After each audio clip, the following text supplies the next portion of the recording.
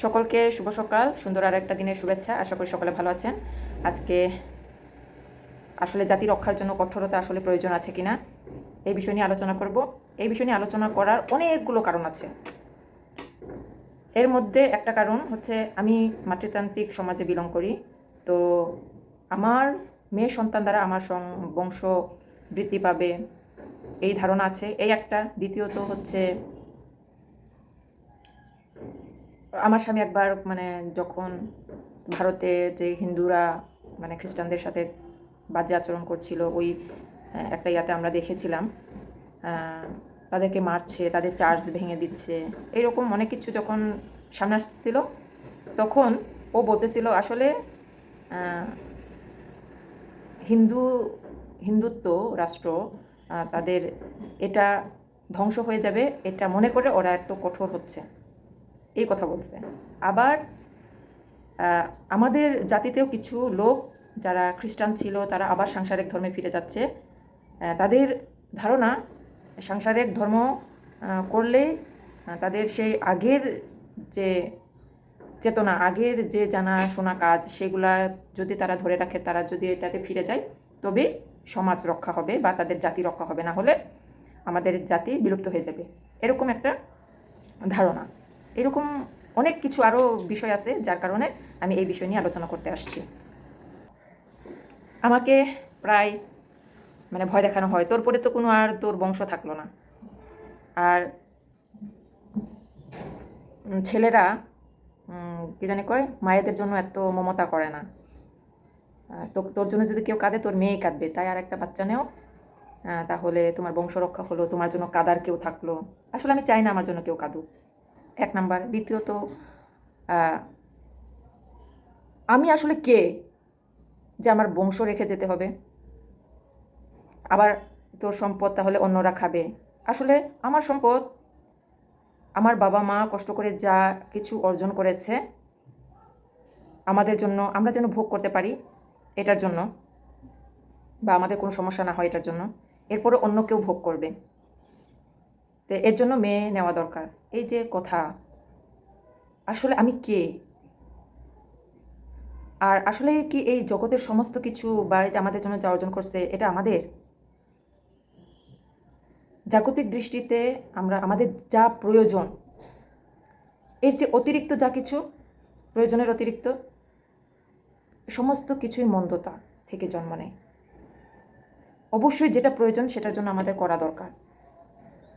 এখন এই জীবন, এই শরীরটা যে ধারণ করছি, এটা থেকে এটা তো চালিয়ে নিয়ে যাওয়া লাগবে, কারণ এই শরীর দ্বারাই আমরা আত্মাকে চিনি।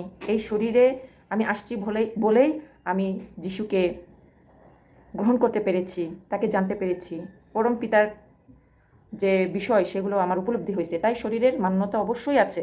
এই শরীর যতদিন এই পৃথিবীতে আছে তার প্রতি কৃতজ্ঞতা রেখে এর জন্য অবশ্যই করতে হবে। কিন্তু এটাকেই যদি বেশি গুরুত্ব দেই আধ্যাত্মিকতার চেয়ে, তাহলে সমস্যা।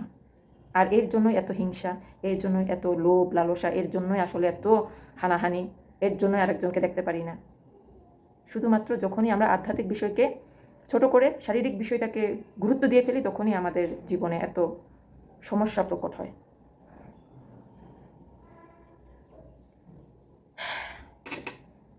আমাদের মনে একটা মিথ্যা মোহ বা মিথ্যা গরিমা আছে, যা হলো বংশ, গোত্র, জাতি, নিজ মান্যতা, লোকধর্ম যেটাকে বলি।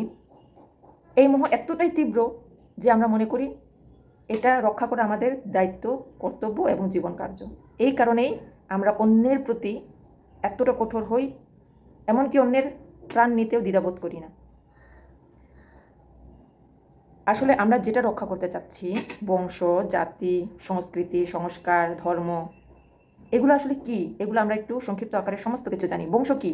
বংশ অর্থ হচ্ছে একটা গোষ্ঠী, একক গোষ্ঠী, মানে যে নাম দ্বারা যে আমাদের অস্তিত্ব চলমান, ধারার প্রক্রিয়া বজায় রাখার একটা যে নাম বা ট্যাগ, এটাকে আমরা কি বলি?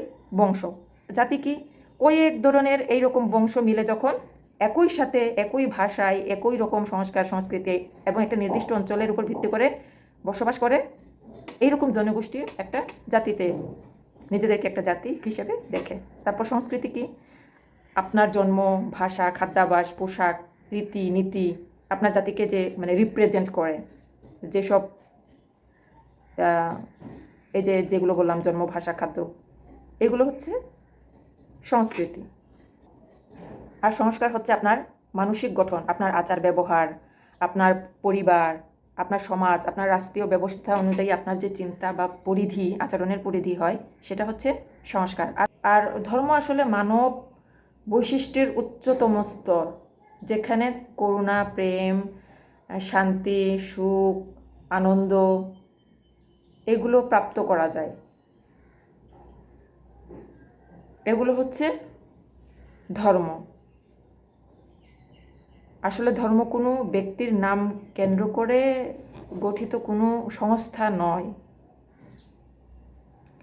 সে যাই হোক, ধর্ম বিষয়ে আমার আলাদা আছে, আলোচনা আছে। আপনারা যদি দেখতে চান দেখে আসতে পারেন।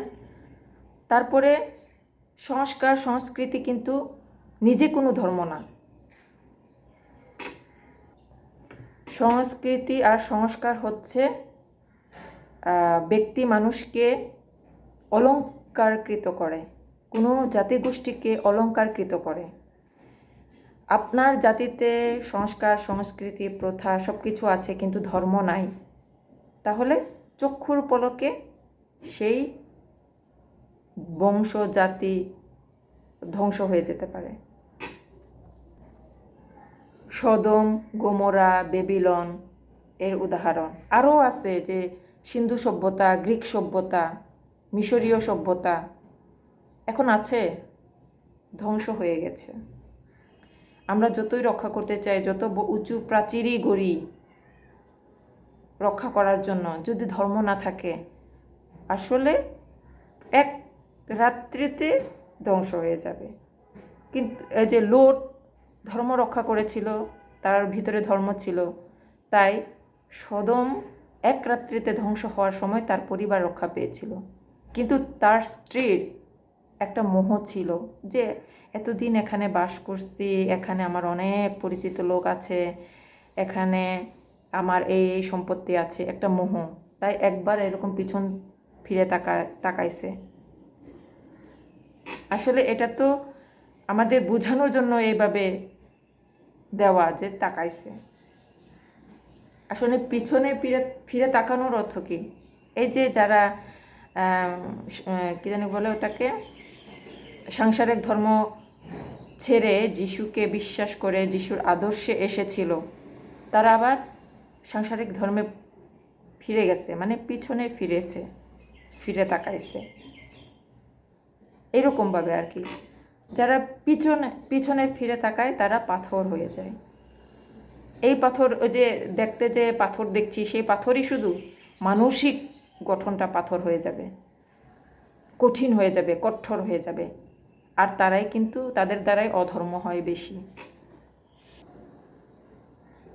আমরা সবাই ভবিষ্যতের কথা চিন্তা করি, তাই আমরা পরিশ্রম করি। কিন্তু ভবিষ্যৎ আসলে কে জানতে পারে? ভবিষ্যৎ আসলে কেউ জানতে পারে না, কেবল অনুমান করতে পারে। এই অনুমানের উপর ভিত্তি করে আমরা পরিকল্পনা করি, অনুমানের উপর ভিত্তি করে আমরা কোনো সিদ্ধান্ত নিই। আত্মিকভাবে চিন্তা করুন, আপনি কে, আপনি কেন পৃথিবীতে এসেছেন, এবং আপনি কোথায় যাবেন, আপনি কি নিয়ে যাবেন। আপনি কিন্তু এই যে জমি জমা, যে নাম ধাম করবেন, যাই করেন না কেন, আপনার পরিচয়, আপনি এগুলো কিছুই সঙ্গে নিয়ে যেতে পারবেন না। যেটা নিয়ে যেতে পারবেন সেটা হচ্ছে আপনার কর্ম। মন্দকে সঙ্গ দেওয়া, মানে যে মিথ্যা মানুষের সাক্ষী হওয়া, তারপরে পক্ষপাতিত্ব করা, আপনার এই সকল কর্মই আপনার সাথে যাবে সেই বিচারে যিশুর সামনে দাঁড়ানোর জন্য।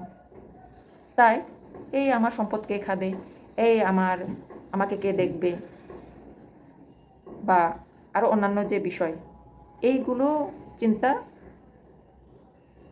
করে আসলে কঠোরতা নিছকই একটা হাস্যকর। আপনার উৎপত্তি কোথা থেকে? এই যে এখন যে আমরা বলছি আমরা গাঢ়, আসলে এর আসছে কোথা থেকে?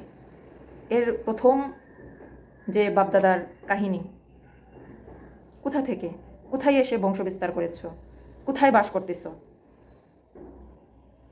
বংশ রক্ষার কথা চিন্তা যখন করবেন, এইগুলো চিন্তা করবেন। অব্রাহম কোন জায়গার লোক ছিল? উরের, কলদীয় বংশ, কিন্তু তার দ্বারা কতগুলো জাতি, ইহুদি, পলেস্টাইন, মোয়াব, আরবি জাতি, এই এতগুলো জাতির পিতাকে এখন অব্রাহম। আমরা রাজা শোলকেও দেখি, তিনিও তো চেয়েছিলেন তার বংশ রক্ষা হোক, তার ছেলে ছিল, তারপরে তার ছেলে রাজা হোক, কিন্তু শোল কি পেরেছিলেন সেটা? পারেননি। দাউদের বংশকেও দেখুন, তার নিজ বিবাহিত স্ত্রী, মানে তার প্রথম যে সন্তানগুলো, তাদেরকে তো তিনি ভালোবাসতেন। তার সন্তানরা কি সেই বংশ রক্ষা করতে পেরেছিল? কে পেরেছিল? উশিয়ের স্ত্রী দ্বারা যে দ্বিতীয় সন্তান সলোমন, তার দ্বারা। তাই বংশ কখন কোথা থেকে কিভাবে উৎপত্তি হবে, কোথায় যাবে, এটা আসলে আমাদের হাতে না। আমরা কেবল পরিকল্পনা করতে পারি, আমরা আমাদের চিন্তা অনুযায়ী সিদ্ধান্ত নিতে পারি। তাই মোহযুক্ত নয়, মোহমুক্তই পরিত্রাণ। আর আমরা এই জগতের জন্যই সব কিছু কেন চিন্তা করছি? আমরা বলি যে আমরা এক মুহূর্তে হয়ে যাব, পরিবর্তন হয়ে যাব, আমরা স্বর্গে যাব, কত কিছু চিন্তা করি। তাহলে আবার এই চিন্তাগুলোও কেন করি? এই পৃথিবীতে বহু বংশ এসেছে, বহু জাতি আসছে, বহু বংশ শেষ হয়ে গেছে, বহু জাতি উৎসন্ন হয়ে গেছে। তাছাড়া নোহের সময় জল প্লাবনে সমস্ত পৃথিবী ধ্বংস হয়ে গিয়েছিল, শুধু নোহর বংশ ছাড়া। এবং সেই নোহ দ্বারাই আবার পৃথিবী পরিপূর্ণ হয়েছে। তাই আসলে আমাদের গভীরভাবে উপলব্ধি করা উচিত, আমাদের আসলে কি করা উচিত। আমাদের উচিত ধর্মে চলা, ঈশ্বরের অনুশাসন মেনে চলা, নাকি যে বংশ রক্ষার জন্য আমরা যদি এরকমভাবে শুরু করি, বংশ তো রক্ষাই হবে না, বরঞ্চ আত্মিকভাবে কোনো উপার্জন হলো না। আমরা আত্মিকভাবে গভীরভাবে চিন্তা করি, আমরা কে? আমরা পরমাত্মার সন্তান, আমরা আত্মা। আমাদের কোনো বংশ নেই, আমাদের কোনো রূপ নেই, আমাদের কোনো জাতি নেই। আমরা সেই দিশায় যেতে চাচ্ছি, এটাই মুক্ত, এটাই অনন্ত জীবন। আমরা অনন্ত জীবনও পেতে চাই, বংশ রক্ষাও করতে চাই, জাতি রক্ষাও করতে চাই, মানে জাগতিক বিষয়েও আমরা ভরপুর, আবার আত্মিক বিষয়টাও আমরা ছাড়তে চাই না। মানে কি বলবো, আমরা জানি যে বাইবেল বলে আত্মা এবং মাংস বিপরীত কর্ম করে। আমরা যদি যিশুকে গ্রহণ করার পরও জাগতিক বিষয় নিয়ে বেশি চিন্তা করি, তবে আমরা আত্মপ্রতারণা করি। আমরা 2 করন্থীয় 5:17 পদ পড়ি, এবং এই বাইবেল পদের মাধ্যমে আমি আজকে আমার আলোচনা শেষ করি। সকালে ভালো থাকবেন, সুস্থ থাকবেন। পড়ছি, ফলত কেহ যদি খ্রিস্টে থাকে, তবে নতুন সৃষ্টি হইল, পুরাতন বিষয়গুলো অতীত হইয়াছে, দেখো সেইগুলি নতুন হইয়া উঠিয়াছে। এইরকমভাবে বাইবেল যখন পড়বেন, আপনি অনেক কিছু দেখবেন যে আসলে মাংসর সহিত জড়িত যা কিছু সবই আমাদেরকে ত্যাগ করা প্রয়োজন, যদি আপনি অনন্ত জীবন পেতে চান। আত্মিক বিষয়ে আমাদেরকে ভাবতে হবে। সে যাই হোক, ভালো থাকবেন সকলে।